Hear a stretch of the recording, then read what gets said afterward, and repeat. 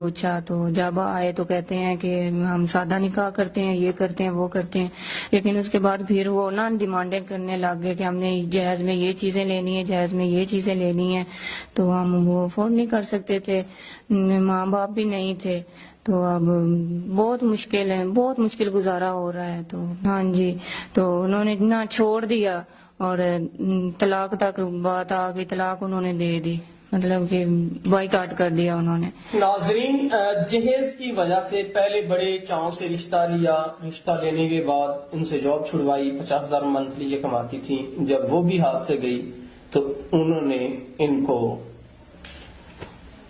طلاق بھی دے دی۔ تو کس قدر طلاق کس بہانے سے دی گئی؟ جہیز کے بہانے سے۔ تو دیکھیں ہمارے معاشرے میں کتنی ہماری ذہنیت گر چکی ہے، ہمارا معیار زندگی کتنا، ہمارے ایک جو مینٹلی سوچ ہے اس کا معیار کتنا گر چکا ہے کہ ہم جہیز جیسی لعنت کی وجہ سے بیٹیوں، ہمارے معاشرے کی بیٹیوں کو طلاق دے دیتے ہیں۔ ہمیں ایسا نہیں کرنا چاہیے، اخلاقی طور پہ ہمیں ایسا نہیں کرنا چاہیے، ہمیں ان کا محافظ بننا چاہیے۔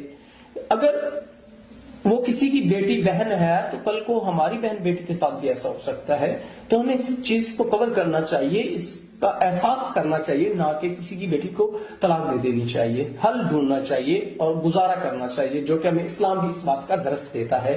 تو میں امید کرتا ہوں کوئی ایسا انسان جو اس جو متعلقہ کہتے ہیں آئی تھنک جس کو طلاق ہو جاتی ہے، تو اگر کوئی اس بہن سے شادی کی خواہش رکھتا ہے، ان کے کچھ زندگی کے معاملات ہیں تھوڑے بہت، اگر کوئی وہ شخص حل کر کے ان سے نکاح کرتا ہے تو یہ ضرور ان سے نکاح کرنا چاہیں گی، اور ایک ایسا انسان ہو جو ان سے جہیز کی ڈیمانڈ نہ کرے، ان کو ضروریات زندگی کی وہ تمام تر سہولیات فراہم کرے جو ان کا حق ہے۔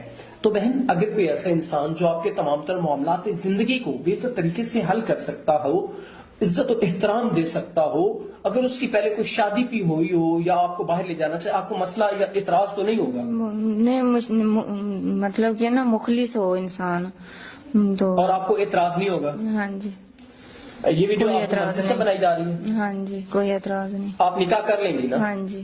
ناظرین، تمام تر ویڈیو میں وضاحت کر دی گئی ہے، اگر کوئی نیک انسان جو پہلے شادی شدہ بھی ہو یا باہر بھی لے جانا چاہے، کوئی مسئلہ نہیں ہے، یہ بہن نکاح کے لیے تیار ہیں، اور انہوں نے بڑا اچھا، میں سلام پیش کرتا ہوں اس بہن کو کہ انہوں نے گناہ سے بہتر نکاح کو سمجھا اور ہمارے پلیٹ فارم پہ آ کے آپ کو نکاح کا پیغام دیا۔ امید کرتے ہیں کوئی نیک انسان ان سے نکاح کر کے ان کی زندگی کے تمام تر معاملات سلجھائے گا۔ تو اسی کے ساتھ اپنے میزبان نواب احمد کو دے اجازت، خدا حافظ۔